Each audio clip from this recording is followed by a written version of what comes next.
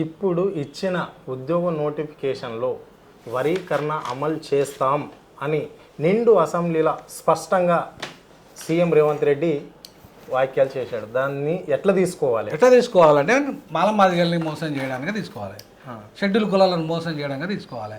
ఎందుకు తీసుకోవాలంటున్నా ఈ మాట అంటే, నువ్వు ఇప్పుడే చెప్పినా కదా, నేను 29 జీవోదే ఇచ్చినావు, జీవో నెంబర్ 29 తెచ్చినావు.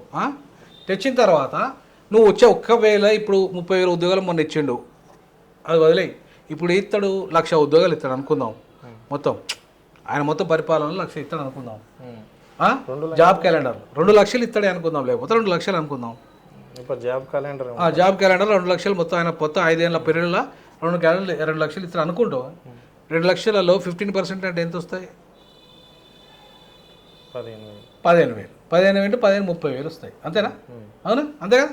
ఈ 30,000 ఉద్యోగాలలో మాదిగలకు వచ్చేటి మాదిగా ఆయన అనుబంధ కులాలకు 60% వస్తాయి. అంటే ఎంత?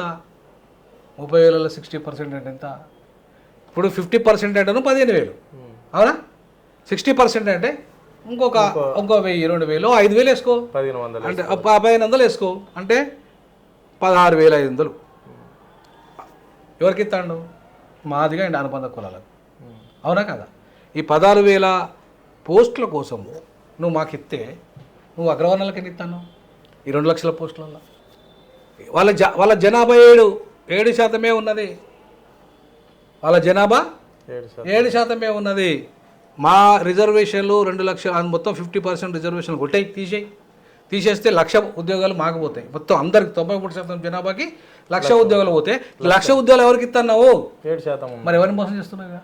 వర్గీకరణ పేరు మీద ఎవరిని మోసం చేస్తున్నావు? వర్గీకరణ కావాలని మాదిగోలే కదా పోరాటం కొట్లాడింది కదా. కానీ లబ్ధి చేకూరుతున్నది ఎంత అంటే, ఒకవేళ వర్గీకరణ చేయకపోతే మా అంటూ 10,000 ఉద్యోగాలు మాదిగలకు వచ్చేటి, చేయడం వల్ల ఇంకొక అదనంగా 6,500 అదనంగా పెరిగినాయి, అవునా కదా?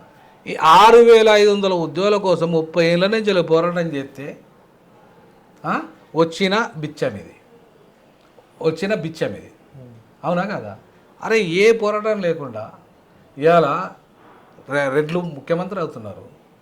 2,91,000 కోట్ల బడ్జెట్ సంవత్సరానికి పెడుతున్నారు. ఈ 1,00,000 కోట్ల రూపాయల బడ్జెట్లో ఈ మాదిగలకు వాటా వస్తే ఎంత వచ్చేది? వాళ్ళ జనాభా 15% అంటే ఒక 3 లక్షల కోట్లు వేసుకున్న యావరేజ్గా బడ్జెటు, అవునా? 3 × 15 అంటే ఎంత? 5 ఏళ్ళల్లో బడ్జెట్ వీళ్ళు పెట్టేది 15, 3 లక్షల కోట్ల × 15 అంటే 3 అంటే 5 అంటే 3 × 5 ఎంత? 5 కోట్ల 5, 5 2 10, 5 3 15 అంటే 15 లక్షల కోట్ల బడ్జెట్లో ఈ వర్గాలకు ఎంత వాటా రావాలి? 15%లా. కనీసం 15 లక్షల కోట్ల బడ్జెట్లో కనీసం ఒక 5 లక్షల కోట్లు అయితే రావాలి కదా. 5%. మరి ఇంత బడ్జెట్ గురించి నేను మాట్లాడుతాడా ఈ మందకృష్ణ మాదిగా? నేను మాట్లాడుతాడా ఈ మాల మహానాడు? నేను మాట్లాడుతాడా ఈ దళిత సంఘాలు? అరే, ఇన్ని లక్షల కోట్ల రూపాయల బడ్జెట్లో నీ వాటా ఏంద్రా భయ్? అధికారం నీ చేతిలో ఉంటే ఇదంతా నువ్వు కదా కంట్రోల్ చేయాల్సింది. పరిశ్రమలు నువ్వు కదా కంట్రోల్ చేయాల్సింది. ప్రాజెక్టులు నువ్వుగా ఇవ్వాల్సింది. కాంట్రాక్టులు నువ్వు కదా ఇవ్వాల్సింది. నువ్వు అధికారంలోకి వస్తే అరే వాళ్ళ దగ్గర బిచ్చ 6,000 ఉద్యోగాల కోసం బిచ్చేసుకునే ఉద్యమాలు ఎంతకాలం ఇది? బిచ్చకాలం ఉద్యమం. అందుకే కాంశీరామ్ గారు ఏమన్నారంటే, దండోరా ఉద్యమాన్ని ఏమన్నారంటే, a beggar fighting against of a beggar. ఒక భిక్షగానికి వ్యతిరేకంగా మరో భిక్షగాడు పోరాటం చేయడమే వర్గీకరణ అన్నాడు. అరే, ఇవాళ నేను కూడా అంటున్నా, లెక్కలతో సహా తీయడానికి రెడీ ఉన్నా. దీనివల్ల ఎంత బాగుపడతారు? మరి ప్రైవేట్ రంగంలో 90% ఉద్యోగాలు ఉన్నప్పుడు దాంట్లో వాటా లేకుండా ఈ వర్గీకరణ బూచి పేరుతో ఇలా బీజేపీని దేశమంతా విస్తరించే విధంగా, ఇలా తెలుగుదేశం పార్టీని మొత్తం మళ్ళా ఆంధ్రప్రదేశ్లో విస్తరించే విధంగా తెలంగాణలో కూడా తెలుగుదేశం పార్టీ, అట్లాగే జనసేన, అట్లాగే బీజేపీ, ఈ కూటమి మళ్ళీ ఇక్కడ అధికారంలోకి వచ్చే విధంగా నీ ప్రణాళికను తయారు చేస్తున్నాం కృష్ణ మాదిగా, రేవంత్ రెడ్డి, ఈ చంద్రబాబు నాయుడు, బీజేపీ నరేంద్ర మోడీ మావన్ని పావుగా వాడుకుంటారు. మీరు మమ్మల్ని అంధకారంలో నెట్టేస్తారు. మన ధర్మం వల్ల మేము బానిసలం అయిపోవాలి, మాకు అధికారం దూరం కావాలి, అడక దినాల మీ దగ్గర మేము ఈ ఎజెండాలో మేము వర్గీకరణ పేరు మీద రేవంత్ రెడ్డి దొర అని చెప్పి నిన్న అసెంబ్లీలో మళ్ళీ మాదిగోళ్ళంతా రెట్ అవుతారు.